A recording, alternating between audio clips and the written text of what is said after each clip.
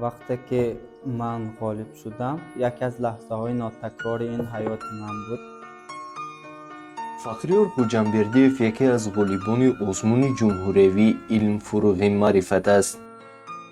آزمون مذکور همه ساله با هدف یافتن استعدادهای نو برگزار می‌گردد. آن حسیات هایی که در مادرم بودن، در پدرم بودن و در اهل عائله من بودن، این یکی از حسیات های ناتکرار بود. فخریور زاده ناحیه فرخور ولایت خطلان است و حالا در دانشگاه دولتی خوجند می‌خواند. میگوید در محل ازبک نشین کلان شد اما به تاجیکی می‌خواند. با زبان تاجیکی درس میخونم، لیکن در خانه با مادرم و دیگر برادران با زبان ازبکی گپ میزنیم. در منطقه کولاب ازبکان نسبتا زیادتر است که 12% اهالی ناحیه ما را یعنی ناحیه فرخار را ازبکان تشکیل میکند. به مشکلی هم با زبان تاجیکی و هم با زبان ازبکی تحصیل و گفتگو کردن میتوانم. والدان می‌خواستند که پزشک شود، خودش جغرافیا را انتخاب کرد.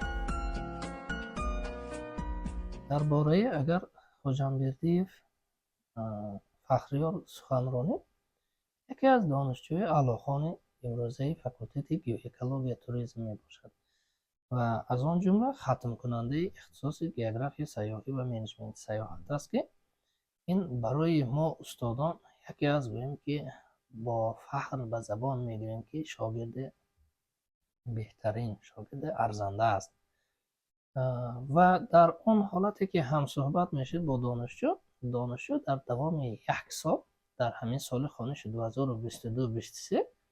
زیاده از 100 کتاب را مطالعه کردم.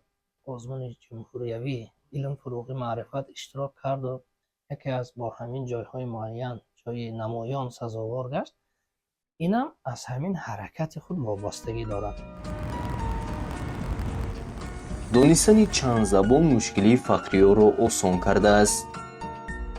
تاجیکی، روسی و ازبکی یعنی با 3 زبان می‌آموزم و آن ادبیات هایی که با زبان تاجیکی دسترس نیست، خصوصا ما با زبان ازبکی دسترس می‌نماییم از سبب آن که ما زبان مادری ما ازبکی است و بسیار ادبیات ها با زبان ازبکی ترجمه شده است. فخریور فعالیت کاری خود را نیز آغاز کرده، همچون آموزگار فن جغرافیا در مکتب نیز کار می‌کند.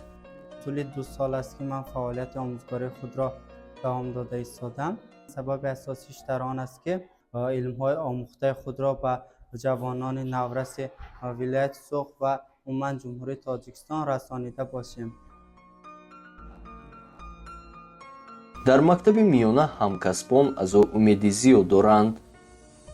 آموزگار خوجامبردیев از روزهای اول فعالیت کاری در این مؤسسه همچون آموزگاری پرتجربه، همچون آموزگاری سرطلب نسبت کاری خود را نشان داده توانستم. وقتی که من همچون معاون دیرکتور عاید به تعلیم و درس‌های آموزگار اشتراک نمودم، در آن درس بسیار یک مسئولیت بلند آموزگار دیده شد. مناسبت آن کس با طلبگان خیلی نزدیک بود، صمیمی بود. یک نوازش طلبگان خیلی خوب به نظر گرفته میشد و من همچون معاون پی بردم که آموزگار دانش خیلی پرقوت دارد.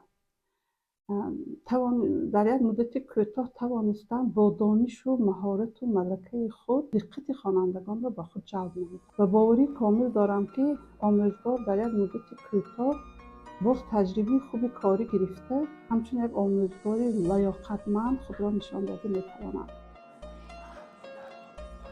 او مقصد گذاشته است که دانش خود را به تربیت شاگردان مصرف کند. بعد از همان غالب آزمون علم فروغ معرفت گردیدنم در پیش خود مقصد گذاشتم که شاگردان من هم در همین آزمون اشتراک کرده غالب آیند. حالا خواننده ها به این ساحه خیلی شوق و رغبت زیاد دارم و در آینده نزدیک خدا خواهد غالب آزمون علم فروغ معرفت از صف جوانان